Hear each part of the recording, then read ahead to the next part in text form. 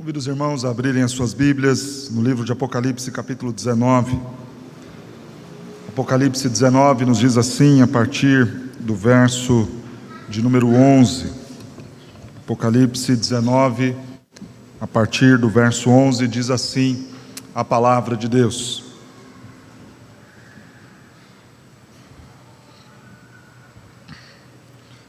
Vi o céu aberto, e eis um cavalo branco. O seu cavaleiro se chama Fiel e Verdadeiro, e julga e peleja com justiça. Os seus olhos são como chama de fogo, na sua cabeça há muitos diademas. Tem um nome escrito que ninguém conhece, senão ele mesmo. Está vestido com um manto tinto de sangue, e o seu nome se chama o Verbo de Deus. E seguiam-no os exércitos que há no céu, montando cavalos brancos, com vestiduras de linho finíssimo, branco e puro. Sai da sua boca uma espada afiada, para com ela ferir as nações, e ele mesmo as regerá com cetro de ferro, e pessoalmente pisa o lagar do vinho do furor da ira do Deus Todo-Poderoso. Tem no seu manto e na sua coxa um nome inscrito: Rei dos Reis e Senhor dos Senhores. Então vi um anjo posto em pé no sol e clamou com grande voz, falando a todas as aves que voam pelo meio do céu: Vinde, reuni-vos para a grande ceia de Deus, para que comais carnes de reis, carnes de comandantes, carnes de poderosos, carnes de cavalos e de seus cavaleiros, carnes de todos os livres, quer escravos, tanto pequenos como grandes. E vi a besta e os reis da terra com seus exércitos, congregados para pelejarem contra aquele que estava montado no cavalo e contra o seu exército. Mas a besta foi aprisionada, e com ela o falso profeta, que com os sinais feitos diante dela, seduziu aqueles que receberam a marca da besta e eram os adoradores da sua imagem. Os dois foram lançados vivos dentro do lago de fogo que arde com enxofre.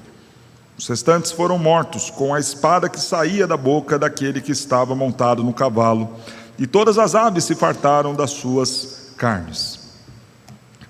Quem é este Jesus que nós servimos e de quem tanto falamos nestes dias em que celebramos a Páscoa? É comum, seguindo a agenda litúrgica do cristianismo, exaltarmos o nome do Senhor Jesus nesse tempo. Falamos muito então sobre o Senhor Jesus, sobre a sua morte, hoje em especial sobre a sua ressurreição. Mas quem é este Cristo? Quem é este Senhor Jesus?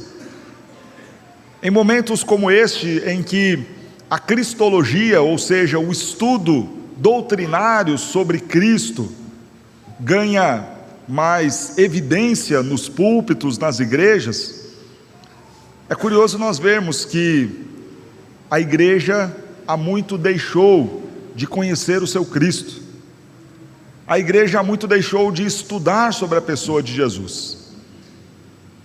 E embora nos identifiquemos como cristãos, cada vez menos os crentes evangélicos conhecem a pessoa do Senhor Jesus. E é fácil perceber que isto é uma verdade, porque quando olhamos para o comportamento dos crentes, nada deste comportamento tem a ver com aquilo que Cristo, o nosso mestre, é. Se nós não estamos vivendo como Cristo, não estamos sendo relevantes dentro da sociedade como Cristo é, só há uma justificativa: não conhecemos a Cristo. Irmãos, quando nós chegamos diante deste texto, já quase ao final de Apocalipse, nós temos aqui um momento de exaltação ao nome do Senhor Jesus. Há aqui um clímax, um ápice deste anúncio sobre o Messias. Quem é este Jesus a quem a igreja serve? E em especial para aqueles irmãos do primeiro século, era muito importante saber quem é o seu Cristo. Como nós já vimos em outros momentos da exposição de Apocalipse, alguns crentes estavam desanimados, desacreditados em relação a Jesus, considerando que talvez não tivesse valido a pena dedicar tanto tempo, tanto esforço, correr tanto risco por alguém que aparentemente estava inativo. Muitos crentes estavam abandonando a sua fé, deixando de amar o Senhor Jesus e servir o Senhor Jesus. Tamanha era a perseguição, a oposição, as injustiças, a dura vida daqueles dias. Então vem Apocalipse e apresenta o Senhor Jesus de forma gloriosa no capítulo 1.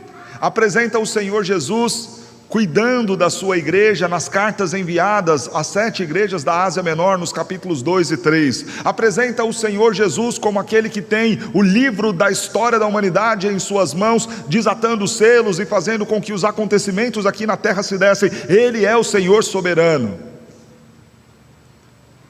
Mas em especial na última sessão que nós tivemos, a partir do capítulo 12, houve uma grande ênfase em apresentar os inimigos. Se você percebeu, nas últimas semanas, nós vimos em Apocalipse capítulo 12, 13, 14, 15, 16, 17 e 18, uma exposição detalhada dos inimigos da igreja. Em alguns momentos, talvez até um pouco cansativo, ouvir sobre estes que perseguem a igreja e fazem o mal e como eles agem. Os inimigos foram todos apresentados: o grande inimigo, o dragão, a antiga serpente, que se chama diabo, o nosso adversário. Ele foi expulso do céu, mas ainda age através dos seus agentes. Esses agentes são apresentados nesse longo trecho que eu acabei de citar. A besta que emerge do mar, a representação de um governo, autoridade política, com comando de exércitos. A besta que emerge da terra, um falso ensino, uma falsa doutrina, uma falsa religião, que corrobora para tudo aquilo de mal que faz esta outra besta que emerge do mar. A besta do mar, a besta da terra, são apresentadas, e também é apresentada a grande Babilônia, a sedução do mundo daquela época. Fato é que quando estes personagens são apresentados, facilmente aqueles crentes identificavam aquilo tudo como sendo Roma. Era um império romano que perseguia os crentes. A força política, a autoridade das armas, dos exércitos, da força bélica, estava em Roma. Facilmente eles entendiam: aí está a besta que emerge do mar. Aquele governo que persegue os cristãos, que matam os cristãos, a figura dos seus imperadores que são tão cruéis conosco.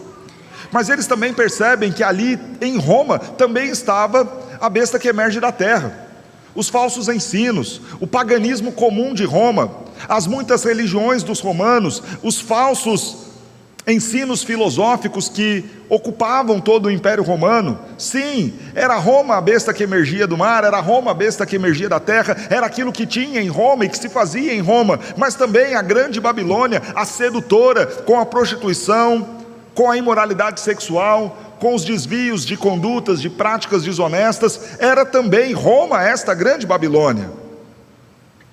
Claro que Roma apenas prefigurava aquilo que ainda há de vir. E Roma nada mais é do que uma tipificação deste mundo caído onde nós estamos, tomado por governos que não cuidarão do povo e não governarão à luz da Escritura, na dependência de Deus, tipificando um mundo cheio de falsos ensinos, de vozes contrárias à Escritura, tipificando um mundo cheio de muitos prazeres, pronto a desviar o povo de Deus. Os inimigos foram apresentados. E onde está Jesus em meio a tudo isso? Onde está o nosso Cristo? Para alguns ele estava morto. Será mesmo, João, que este Jesus ressuscitou? Alguns começaram a duvidar. Será que é verdade isso? Porque afinal de contas, se ele estivesse vivo, como que ele deixaria a sua igreja sofrer tanto? Estando vivo, como que ele suportaria ver o sofrimento dos seus? Será mesmo que vale a pena ser cristão? Será mesmo que estamos defendendo o lado certo da causa? Aqueles crentes estavam a questionar isso.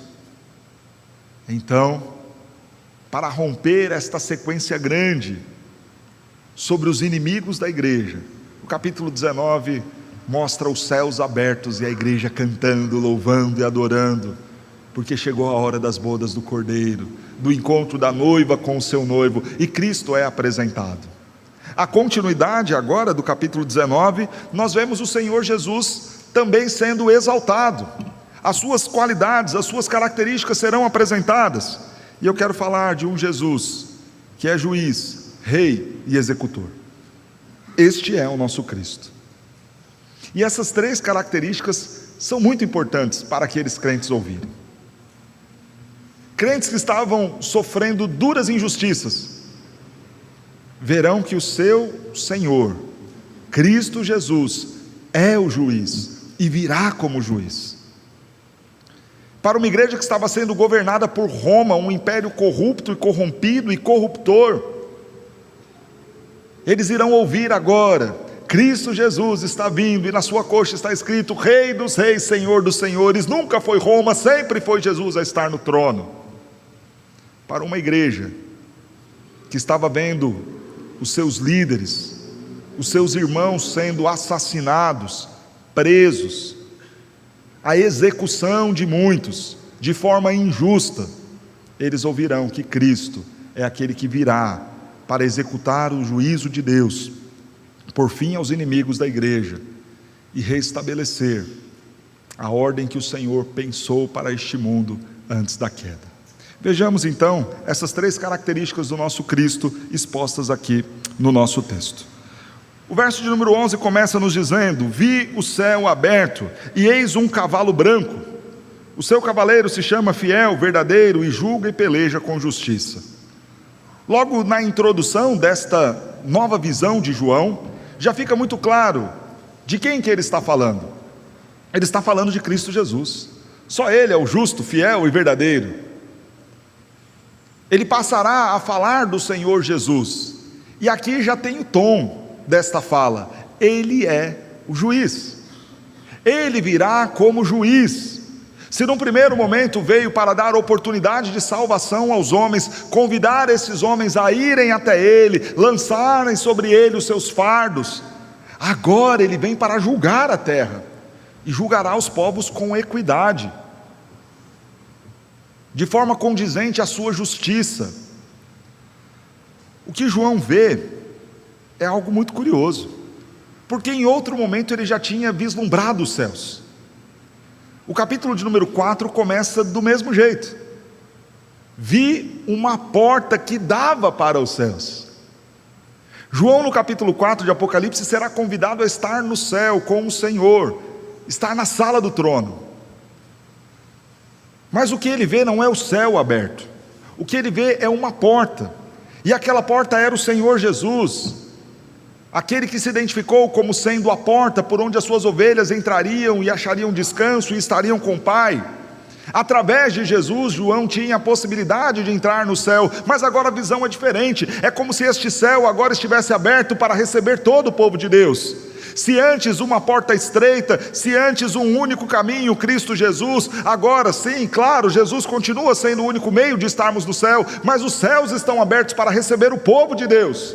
E João vê os céus abertos, não mais uma porta, não mais uma brecha, não mais um espaço pequeno, porque agora Cristo veio de forma vitoriosa, de forma gloriosa, de forma a estabelecer o seu reino. Os céus estão escancarados, porque de lá sairá o Rei dos Reis, porque de lá, desses céus abertos, vindo para dominar e estabelecer o seu reino, virá o Senhor com o seu grande exército.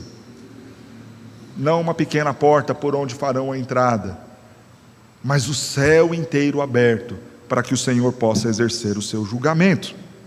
O texto segue, e aqui, irmãos, nós veremos uma grande recapitulação de todo o livro de Apocalipse.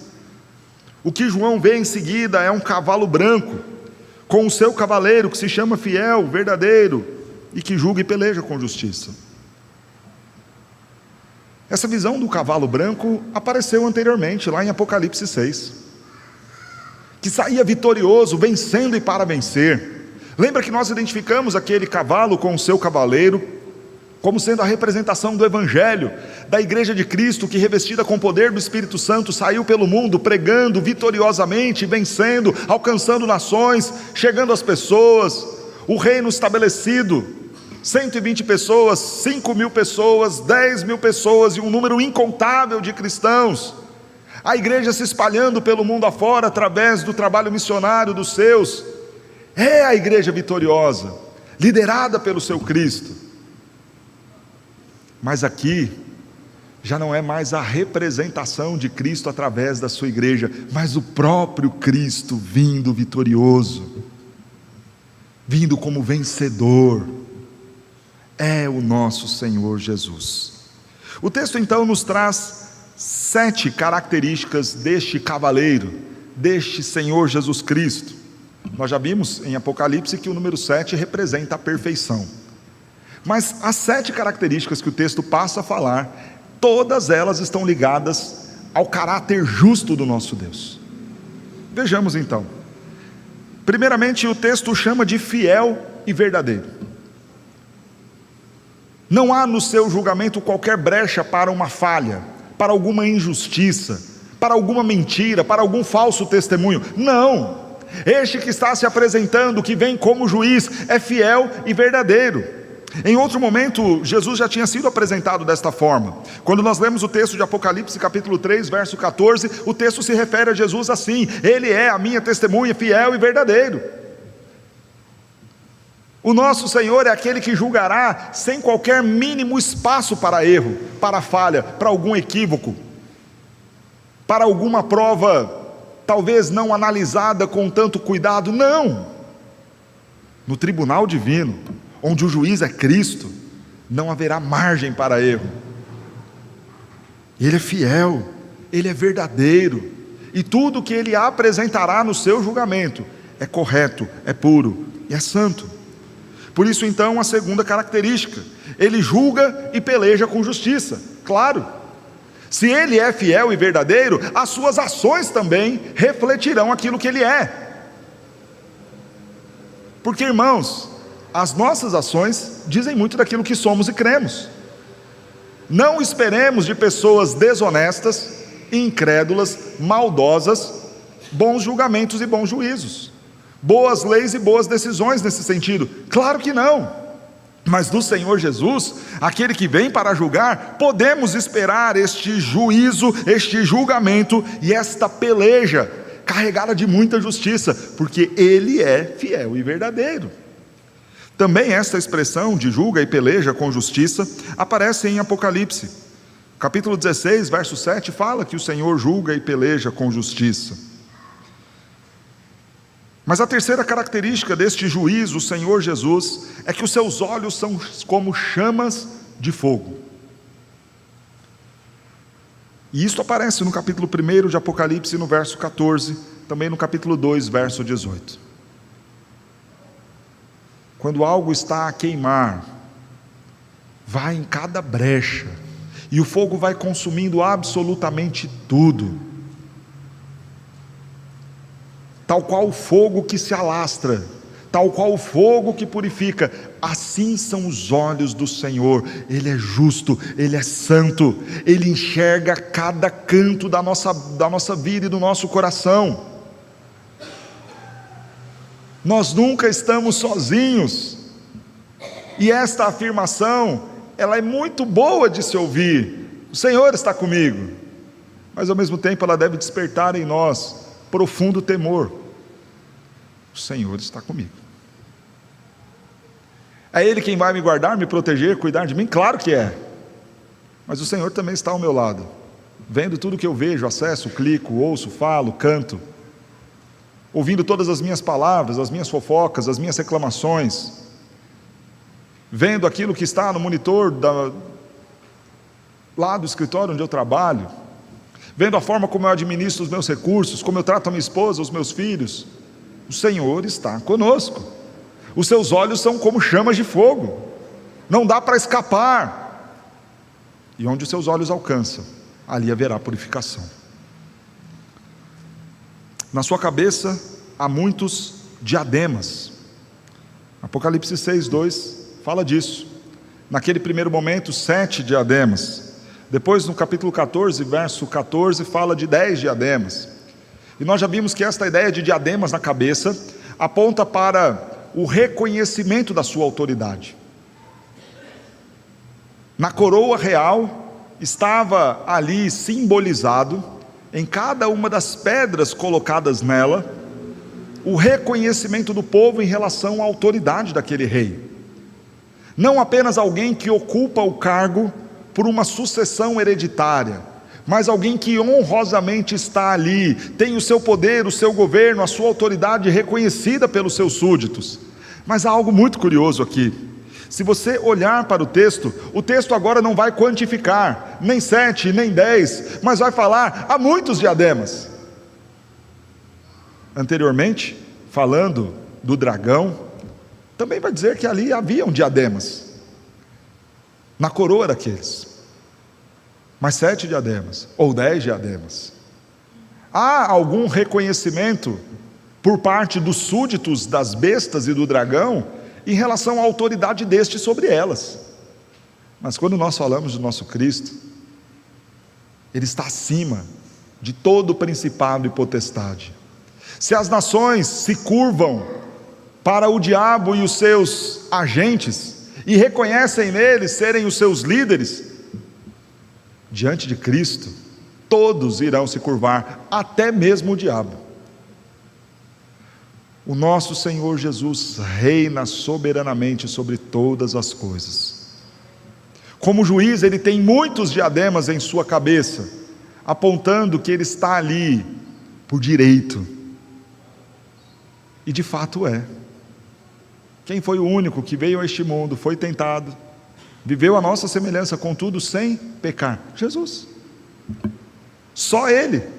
Por isso então Ele pode colocar-se assentado para julgar as nações. Sabe aquela coisa do tipo, quando alguém fala mal de você, ou quando alguém aponta o seu pecado, e você fala, quem é você para me julgar desse jeito? Ouse falar isso para Jesus. No momento em que Ele aparecer nos céus, e alguém de repente, na sua arrogância, olhar para Ele e falar, mas quem é você para nos julgar? Ele vai dizer, eu sou o justo, fiel, verdadeiro, que vivi como vocês vivem, e não pequei, mas honrei meu Pai em tudo. Eu posso julgar, eu posso exercer o meu juízo contra os homens. As diademas na cabeça apontam para esta autoridade, não só uma autoridade imputada por Deus, o Pai, sobre o seu Filho, para exercer este juízo, mas conquistada pelos méritos da sua justiça e santidade. Ele pode julgar a terra, Ele pode julgar os homens. A quinta característica falada sobre Jesus, o verdadeiro juiz, é que Ele tem um nome secreto. Diz o texto, Ele tem diademas e tem um nome escrito que ninguém conhece, senão Ele mesmo. Também esta expressão já havia aparecido em Apocalipse anteriormente. Capítulo 2, verso 17, capítulo 3, verso 12. Tem um nome que só Ele sabe, que só Ele conhece. O que nós entendemos aqui, e não nos parece que haja qualquer dificuldade em revelar o nome deste, aliás, é colocado, o seu cavaleiro se chama fiel e verdadeiro. Há na sua coxa escrito Rei dos Reis, Senhor dos Senhores. Não há nenhuma preocupação de Deus em encobrir a identidade daquele que está vindo. É Cristo, é o Cordeiro, é o Rei dos Reis, é o Senhor Jesus, é o nosso Messias. Mas então que nome secreto é este? Irmãos, se o mundo até aquele momento havia conhecido apenas o Jesus bondoso, bom mestre, caridoso, gentil, que veio oportunizar salvação e dar salvação aos homens, agora virá um outro lado do Senhor Jesus, um lado que estava escondido dos homens até aquele momento. Se a humanidade conhecer um homem que diante dos soldados foi humilhado, e que os soldados brincaram e zombaram dele, ei, não é você o rei dos judeus? Tragam um manto para ele, coloquem neste lombo cheio de feridas, ensanguentado das chicotadas, coloquem um manto real nele. Mas falta alguma coisa para este rei. Que tal uma coroa?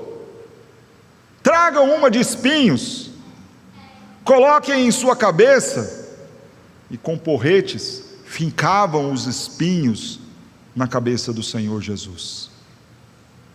Ele, contudo, calado, como ovelha muda perante os seus tosqueadores, homem de muitas dores, que sabe o que é padecer.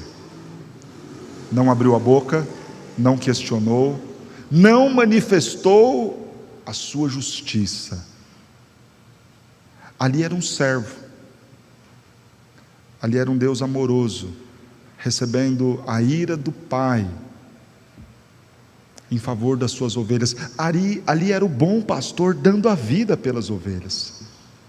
Amor, bondade, generosidade, mansidão, humildade, tudo ali estava revelado, mas algo estava em secreto: a força de um Deus justíssimo.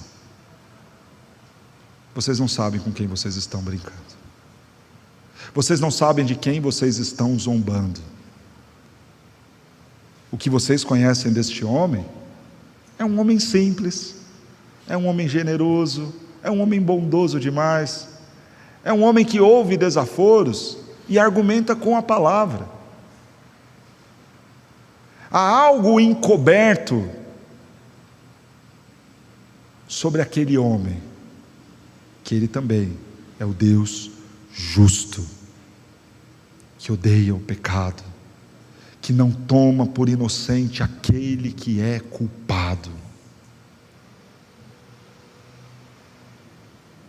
Eu me lembro a primeira vez que o João Pedro viu uma abelha no chão de casa, e ele achou a abelha muito bonitinha, ela andando naquele piso de madeira, fazia um barulhinho com as asas, e ele pequenininho, bebê ainda, olhou aquilo ali e foi com a mão para colocar na abelha, e a gente: João, deu tempo.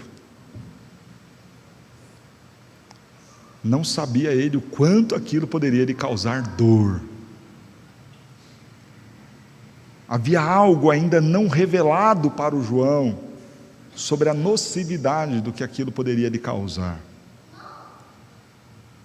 Foi ocultado dos homens esta face do Deus justíssimo revelada em Cristo, mas guardada, reservada, entesourada como fogo para o último dia.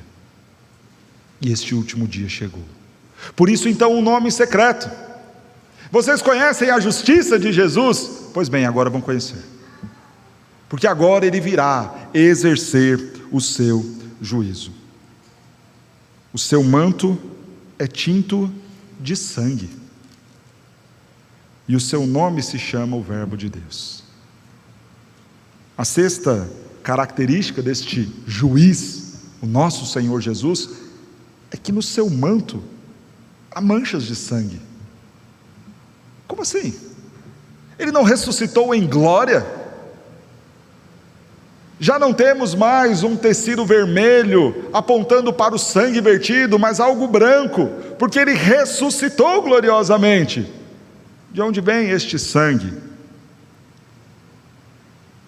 Veja que é um manto tinto, e esta expressão do tinto tem a mesma ideia do vinho.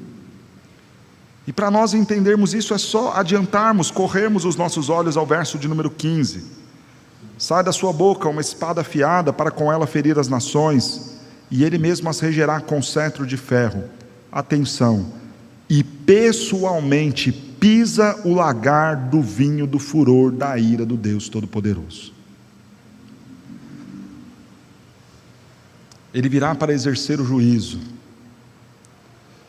e é dito aos homens que eles beberão do cálice da ira de Deus. Este cálice foi preparado sem mistura. Lembra-se lá de Apocalipse 17? Lembra-se que a ideia da mistura apontava para que não haverá qualquer tipo de alívio, não haverá qualquer tipo de misericórdia. É o cálice da ira de Deus vindo sem qualquer tipo de mistura com bondade, graça, misericórdia, compaixão. É apenas e tão somente a pura ira do Senhor. E quem pisou as uvas para fazer este cálice da ira do Senhor? O próprio Filho, porque Ele é justo juiz. Ele vem com as roupas, com o seu manto já manchado deste vinho que foi pisado, deste cálice que foi preparado, o cálice da ira do Senhor que será derramado sobre os homens. Volte os seus olhos lá no capítulo de número 14. Veja o verso de número 19 e 20. Então o anjo passou a sua foice na terra e vindimou a videira da terra, lançou-a no grande lagar da cólera de Deus. Lançou-o no grande lagar da cólera de Deus. E o lagar foi pisado fora da cidade, e correu sangue do lagar até os freios dos cavalos. Cristo já preparou tudo para o exercício do seu juízo. Mas a última expressão, a última característica, aponta: Ele é o Verbo de Deus. João não havia usado essa expressão em Apocalipse, mas a usou em seu Evangelho. No princípio era o Verbo estava com Deus, o Verbo era o próprio Deus, e o Verbo se fez carne e habitou entre nós. Quando a Bíblia se refere ao Senhor Jesus como sendo Ele o Verbo, está falando que Jesus é o agente ativo de Deus. Quero entender e conhecer a bondade do Deus Criador dos céus e da terra? Olhe para Cristo. Quero conhecer o poder glorioso do Deus que fez os céus e a terra? Olhe para Cristo. Ele transforma a água em vinho, Ele ressuscita os mortos. Olhe para Cristo. Quero entender o que é compaixão? Olhe para Cristo, aquele que se compadeceu das multidões. Quero entender o que é a ira de Deus? Olhe também para Cristo, porque Ele é o Verbo de Deus. Deus é justo? Sim. Agirá e atuará com justiça através de Cristo. Irmãos, nós vimos nesta primeira parte da nossa exposição, falando sobre quem é o nosso Cristo.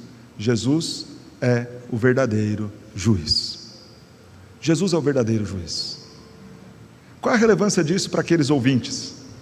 Em meio a tanta impunidade, eles acabaram de ouvir, em 7 palavras, em 7 características: Jesus é o juiz, Jesus é o juiz, Jesus é o juiz.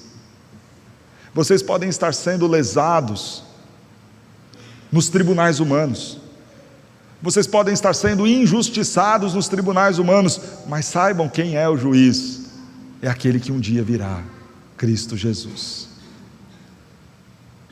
Podem zombar de vocês, podem mentir contra vocês, podem armar ciladas contra vocês, mas eu, o Senhor Jesus, sou o juiz. Irmãos, isso é para consolar aqueles crentes que estavam desanimados. Mas Jesus não se apresenta apenas como juiz, Ele é apresentado aqui no texto também como rei. Nos diz o texto então: sai da sua boca, ainda antes, o verso 14: e seguiam-nos os exércitos que há no céu, montando cavalos brancos e com vestiduras de linho finíssimo, branco e puro. Sai da sua boca uma espada afiada, para com ela ferir as nações, e Ele mesmo as regerá com cetro de ferro. Pessoalmente Ele pisa o lagar do vinho do furor da ira do Deus Todo-Poderoso. Tem no seu manto e na sua coxa um nome inscrito: Rei dos Reis, Senhor dos Senhores. Segue um exército. Todo rei tem os seus súditos, todo rei tem um exército sobre o seu comando. Ele vem como juiz, mas tem plena autoridade para julgar. É curioso esta relação que o texto está apresentando, porque o rei estabelece o regimento, o regramento, as leis, o juiz julga, e há aqueles chacais, executores do julgamento dos juízes. Jesus se apresenta como sendo os 3. Ele é o juiz, e Ele julga de forma justa e verdadeira, porque também Ele é o rei que estabeleceu as regras e deu os preceitos. Como rei, Ele tem os seus exércitos. Mateus capítulo 13 vai nos responder: que exército é esse? Versos 40 e 43 nos diz assim: pois assim como o joio é colhido e lançado ao fogo, assim será na consumação do século. Lá no último dia, mandará o Filho do Homem os seus anjos, que ajuntarão do seu reino todos os escândalos e os que praticam a iniquidade. Veja, a postura real do Senhor Jesus como rei, dando ordem aos seus anjos para que ajuntem do seu reino todos os escândalos e todos aqueles que praticam a iniquidade. Vão lá, chegou a hora, é o acerto de contas, é o dia da consumação. Meus anjos, meu exército, corram pelo mundo, reúnam os homens maus, reúnam todos aqueles que causam a iniquidade e o sofrimento do meu povo, porque eles receberão a minha ira, e os lançarão na fornalha acesa. Ali haverá choro e ranger de dentes. Então os justos resplandecerão como o sol. Aquela justiça que estava oculta. Tantas vezes o povo de Deus injustiçado, humilhado e maltratado, agora resplandecerá como o sol. Segunda carta de Paulo aos Tessalonicenses, no capítulo 1, verso 7, também nos fala algo semelhante. E a vós outros, que sois atribulados, alívio juntamente conosco, quando do céu se manifestar o Senhor com os anjos do seu poder. Quando do céu se manifestar o Senhor, junto com os anjos, virá o alívio. E Lucas 9, 26 também segue a nos dizer: porque qualquer de mim e das minhas palavras se envergonhar, dele se envergonhará o Filho do Homem, quando vier na sua glória, e na glória do Pai e dos santos anjos. Veja que este exército é tão glorioso quanto o seu rei. Segue um exército que são os anjos do Senhor, montados em cavalos brancos, à semelhança do seu rei, com vestiduras de linho finíssimo, à semelhança do seu rei, branco e puro, a semelhança do seu rei, porque conforme acabamos de ler em Lucas 9, 26, virão em glória o Filho do Homem, e também os seus santos anjos. Irmãos, imaginem os céus abertos, e Cristo vindo de forma gloriosa. Às vezes a gente pensa nesta cena do último dia,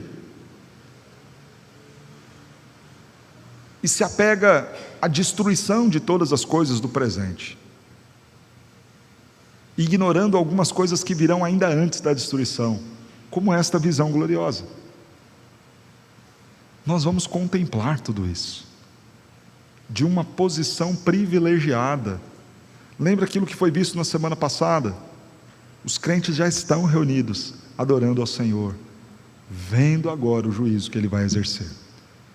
A impressão que infelizmente os filmes nos passam, e deixemos isso para trás, é que você vai estar lá no seu escritório trabalhando, e daqui a pouco vai começar a ver um monte de asteroides flamejantes caindo, e um monte de gente correndo, e você desesperado, angustiado, e de repente alguém some. Sabe o que nós vamos ver? Os céus abertos.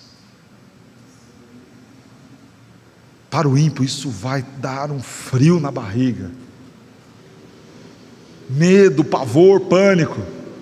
Mas nós, quando virmos aquela visão, os céus se abrindo, um homem imponente ao centro, Rei dos reis, Senhor dos senhores, e atrás dele um grande exército.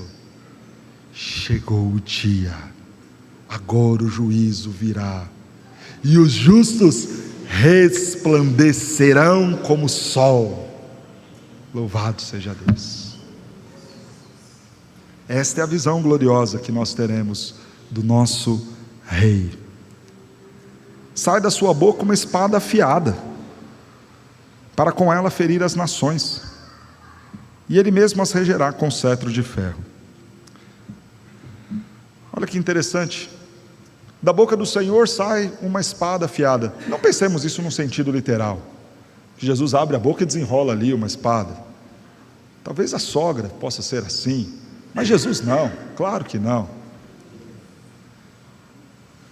A ideia é que a palavra do Senhor será o critério para o julgamento. A Bíblia foi apresentada como sendo a espada. Efésios 6 fala, ao dizer da armadura, empunhando a espada, que é a palavra. Hebreus capítulo 4 vai nos dizer que a palavra do Senhor é cortante, como uma espada de 2 gumes. E o que significa isso na visão de João em Apocalipse? Que o Senhor Jesus, para julgar as nações, o fará a partir dos preceitos da sua palavra. Ah, Senhor, mas nós não sabíamos. Sabiam. Ah, Senhor, mas isso é injusto, ninguém nos avisou. Sabiam. Eu deixei escrito. Eu cooperei para que este livro estivesse traduzido no maior número de idiomas possíveis, se não dizer todos. Vocês sabiam. Os preceitos foram dados, pastores pregaram, comentaristas falaram destes. A palavra do Senhor esteve sempre acessível através da igreja de Cristo, que com fidelidade prega esta palavra. Vocês sabiam, e é por esta palavra, por estes preceitos, a partir daquilo que nisto está escrito, é que vocês agora serão julgados. Porque o Senhor Jesus é um rei justo. Ele não vai punir os filhos, nem vai punir os homens com princípios que não foram muito bem esclarecidos aos homens. Claro que não, isso seria injustiça. Ele não vai deixar os homens desamparados da reta instrução. Então ele chama os homens e fala: olha, eu vou julgar vocês, veja o que eu deixei para vocês fazerem, veja o que vocês fizeram, é por isso que a punição virá. Por isso sai da sua boca uma espada, que vem agora para causar o fim dos homens, para ferir as nações. Porque, irmãos, os preceitos do Senhor, quando ditos àqueles que não os cumprem, causa feridas. A exortação não é algo agradável no primeiro momento. É o que Hebreus 12 vai nos dizer. No primeiro momento não é motivo de alegria. Quando você é exortado, chamado a atenção, quando alguém abre o santo livro, lê e joga na sua cara o pecado, você fala: ai, doeu. E para aqueles que não são convencidos pelo Espírito do seu pecado, da justiça e do juízo, para eles isso é uma ofensa. Para eles isto é uma ferida. Porque o justo, quando ouve a repreensão, por mais dura que ela seja, ele se curva e diz: é a tua palavra, são os teus preceitos, eu estou errado, eu vou buscar mudar. Mas para o ímpio, não convencido do pecado, da justiça e do juízo pelo Santo Espírito, quando a Bíblia é aberta e os pecados são expostos, você está ferindo a minha liberdade. Você está sendo duro demais. Você é homofóbico. Você é misógino. Você é dessa sociedade patriarcal, arcaica. Você está me ferindo, me machucando com estas palavras da sua lei e do seu livro. Pois bem, Jesus virá e ferirá as nações a partir daquilo que ele mesmo preceituou na sua Sagrada Escritura.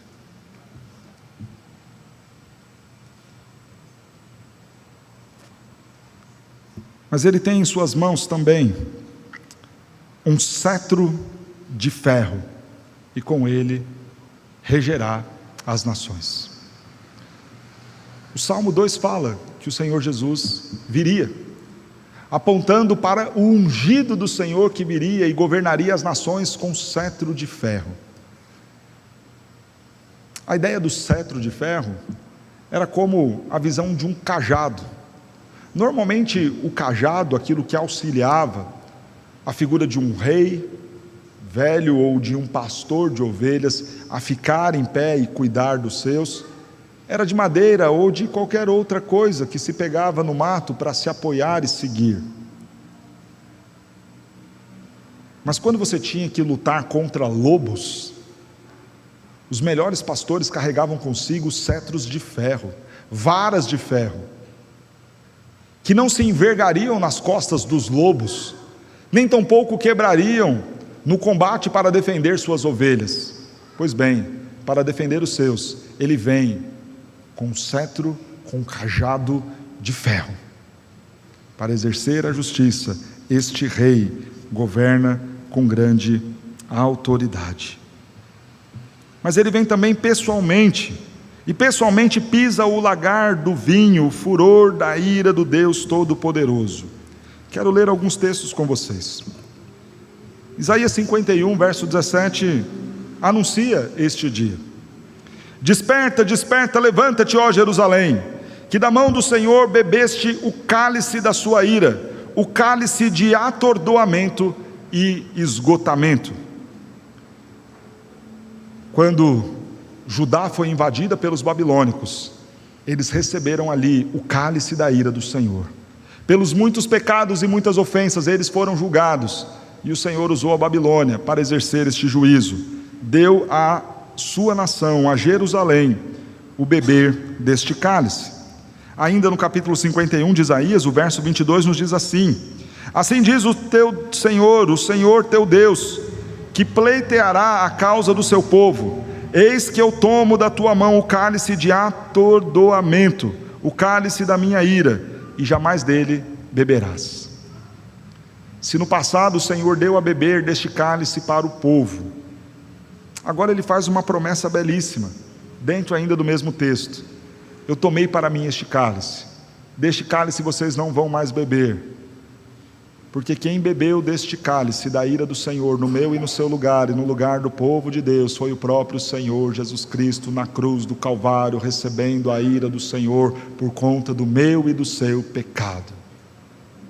Ele o fez para que nunca mais o seu povo experimentasse desta ira do Senhor. Fica este cálice então reservado aos inimigos.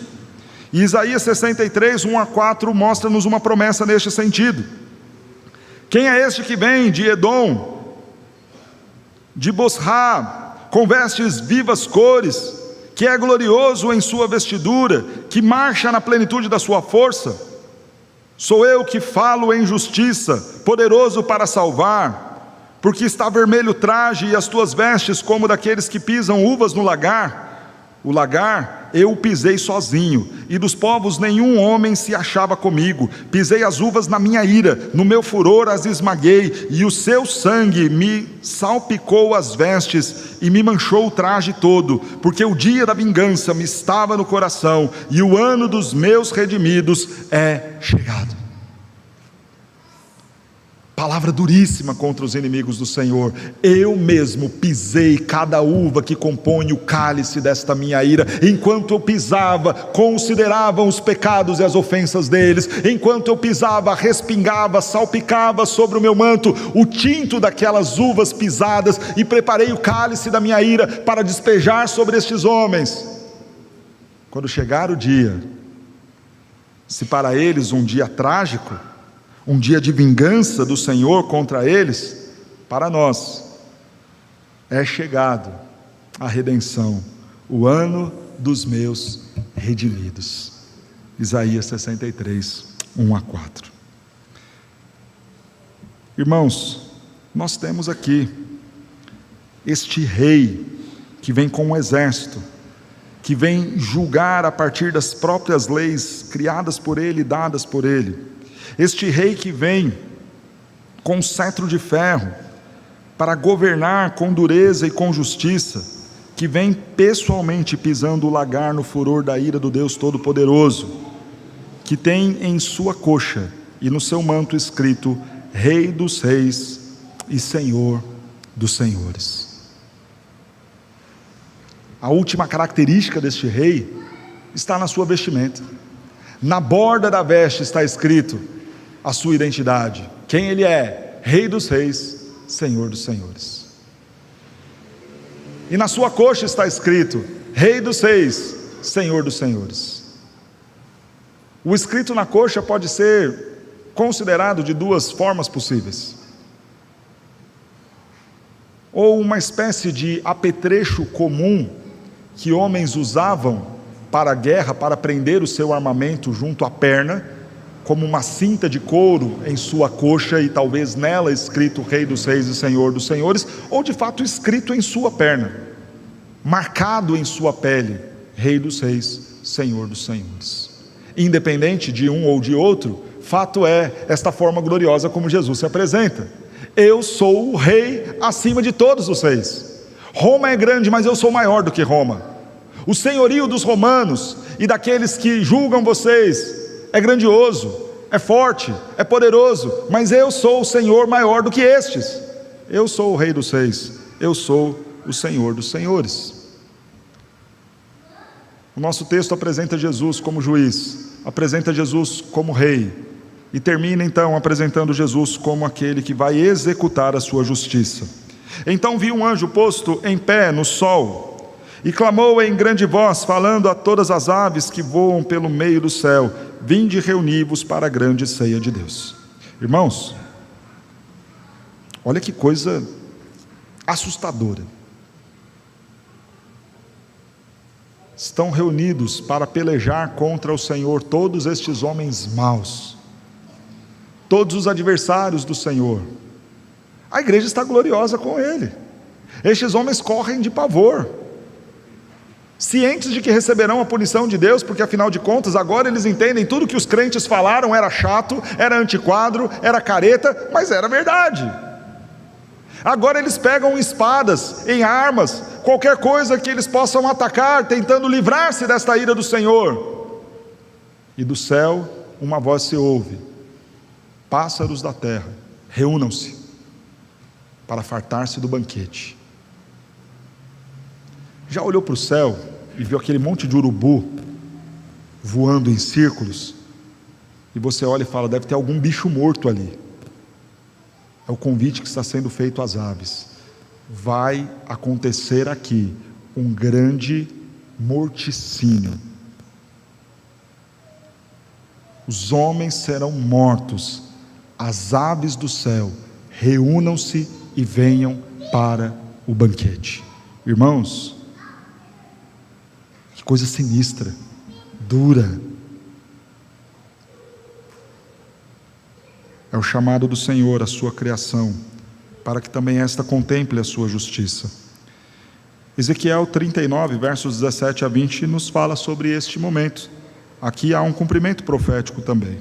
Tu, pois, ó filho do homem, assim diz o Senhor Deus: dize às aves de toda espécie e a todos os animais do campo: ajuntai-vos e vinde, ajuntai-vos de toda parte para o meu sacrifício, que eu oferecerei por vós, sacrifício grande nos montes de Israel, e comereis carne e bebereis sangue, comereis a carne dos poderosos e bebereis o sangue dos príncipes da terra, dos carneiros, dos cordeiros, dos bodes, dos novilhos, todos engordados em Baçã. Do meu sacrifício que oferecerei por vós, comereis a gordura até vos fartardes, e beberdes o sangue até vos embriagardes. A minha mesa vós vos fartareis de cavalos e de cavaleiros, de valentes e de todos os homens de guerra, diz o Senhor dos exércitos. Deus convida a sua criação para contemplar a sua justiça. Então esses adversários se reúnem para que comais então as carnes dos reis, as carnes dos comandantes, as carnes dos poderosos, as carnes dos cavalos e seus cavaleiros, carnes quer de livres, quer escravos, tanto pequenos como grandes. E vi a besta e os reis da terra com seus exércitos congregados para pelejarem contra aquele que estava montado no cavalo e contra o seu exército. Este convite sinistro foi anunciado. O campo de batalha está montado. As aves já estão voando sobre a cabeça daqueles homens, prontas para atacarem e se fartarem da carne destes. Estes homens agora se reúnem. São os líderes. A besta que foi aprisionada, as bestas e os reis da terra, todos aqueles que se levantaram contra o povo de Deus, mais uma vez se organizam neste ataque. É curioso ver que há uma pessoalidade na figura da besta. Ela está colocada em pé junto aos reis da terra. O indicativo aqui é que é a figura do próprio anticristo, que estará pronto para pelejar contra o Senhor, reunido com os reis da terra, reunido com os seus súditos, com todos aqueles que adoraram a besta e a sua imagem, Todos eles estão prontos para pelejar contra o Senhor. Mas sabe o que é interessante? Incrível. Todo um cenário de guerra é armado. E quando a gente pensa que a batalha vai começar, antes mesmo do primeiro desembaiar da espada, a guerra já acabou. Veja o que nos diz o verso 20. Mas a besta então foi aprisionada, e com ela o falso profeta, e com sinais feitos diante dela, seduziu aqueles que receberam a marca da besta. Irmãos, olha aí o texto. Tantos anúncios. O anúncio de Cristo, o juiz, o rei, os pássaros convidados. Então você pensa, uma grande batalha vai começar, e os homens se juntam, mas a besta foi aprisionada, e o Senhor, com a palavra que sai da sua boca, matou todo mundo, e assim acabou. Olha o texto. Os dois foram lançados vivos dentro do lago de fogo que arde em enxofre. O restante foram mortos com a espada que saía da boca daquele que estava montado no cavalo. Pronto, acabou. É assim. Não há qualquer possibilidade do diabo e os seus rivalizarem contra o Senhor nosso Deus. Lembra lá do texto de Apocalipse 12? O diabo tendo sido expulso do céu, não podendo nada fazer contra o descendente da mulher, irá para a terra contra a igreja, para tentar de alguma forma perturbar a igreja, porque contra o Senhor no céu já não há mais espaço, já não há o que possa ser feito. Não há qualquer possibilidade de rivalizar. Ele é um derrotado, ciente da sua derrota, que nada podendo fazer, vai tentar causar algum tipo de dano e perturbação aos homens fiéis que seguem a Deus, porque ao Cristo desses homens, nada ele pode fazer. Por mais que eles se armem, por mais que se coloquem de pé, o anticristo, o falso profeta e todos aqueles que o seguiram, e se armem e se vejam prontos para a batalha, nada eles podem fazer. O Senhor se manifesta, Ele é justo, Ele é rei, Ele é o executor, e vai executar a punição de forma dura, rápida. Abra sua Bíblia lá em 2 Tessalonicenses capítulo 2.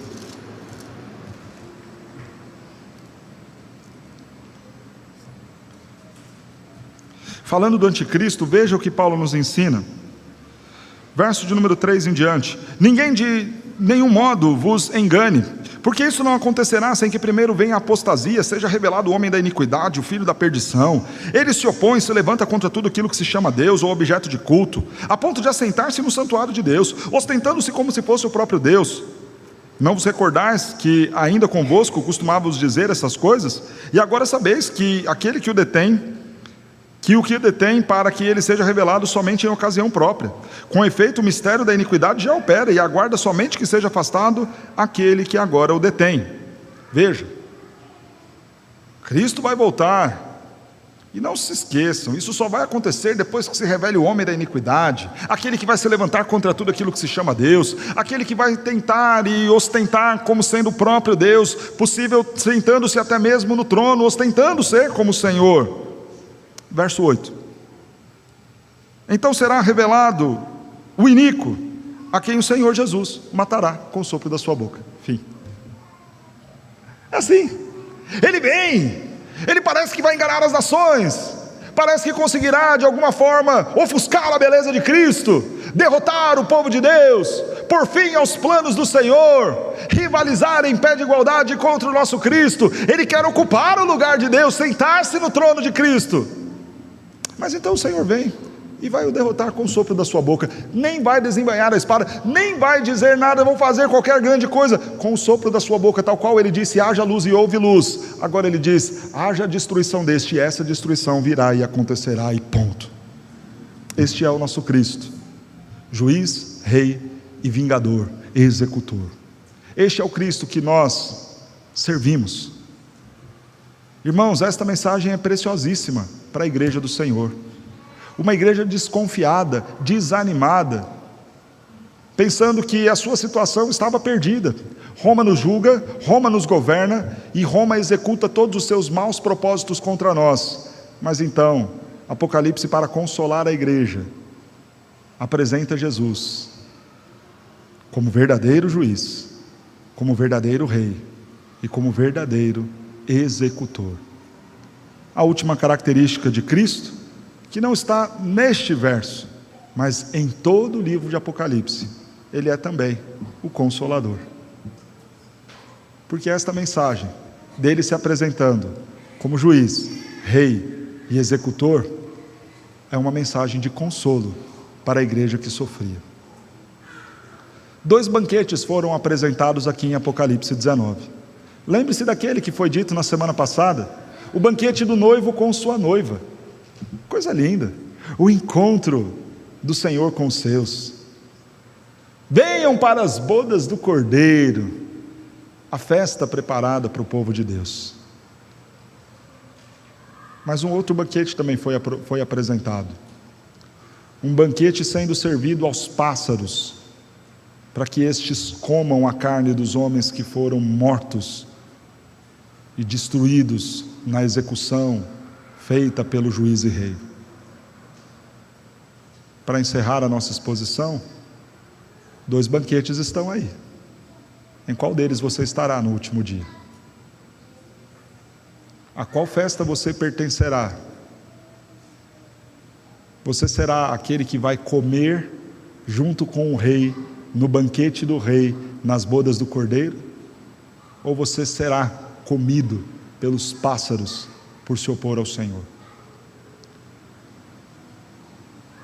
Você pode olhar este mundo e ver o ímpio se dando bem, a justiça humana sempre fazendo o mal, reis e governantes perversos, homens executando de forma injusta todos os seus maus desígnios. Desanimado com Deus, talvez culpando o Senhor por tudo isso, você pode virar e falar: não vale a pena ser cristão, se Deus existisse essas coisas não aconteceriam. Ok, mas você pode entender que há já um dia marcado pelo Senhor para reverter toda a injustiça, todo o mau governo e toda a péssima execução. O convite do Senhor ainda hoje é: venham a mim. Ainda hoje o que está nos revelado é esta face misericordiosa, bondosa e graciosa de Jesus. Não aguarde para que esta outra face do juiz vingador se manifeste contra você. Hoje mesmo, creia no Senhor Jesus. Arrependa-se dos seus pecados. Abandone os seus pecados. Creia no Senhor Jesus para ter a salvação e fazer parte do melhor banquete. Aquele que não será servido para os animais, mas servido por Cristo, a sua noiva. Seja parte da noiva de Cristo. Creia no Senhor Jesus. Ame o Senhor Jesus. Entregue a sua vida ao Senhor Jesus. Pare de brincar de ser crente, porque com Deus não se brinca. Terrível coisa é cair na mão desse Deus, que tem preparado com ira o cálice da sua ira. Ele pode ser este nosso consolador, porque garantiu para nós esta vitória sobre os inimigos, esta salvação do juízo final, esta vida eterna. Ele, o Senhor Jesus, deu a nós a sua vida, para que nós pudéssemos ter salvação, para que nós pudéssemos, no último dia, ter esperança de um bom jantar, de uma boa noite. Vai para casa hoje, jante, coma, faça um banquete, mas lembre-se, está chegando o dia, está chegando a hora. Pode ser amanhã, pode ser até hoje, pode ser daqui a pouco. Não perca tempo, creia no Senhor Jesus, arrependa-se, arrependa-se, e esteja com Ele na festa, no último dia.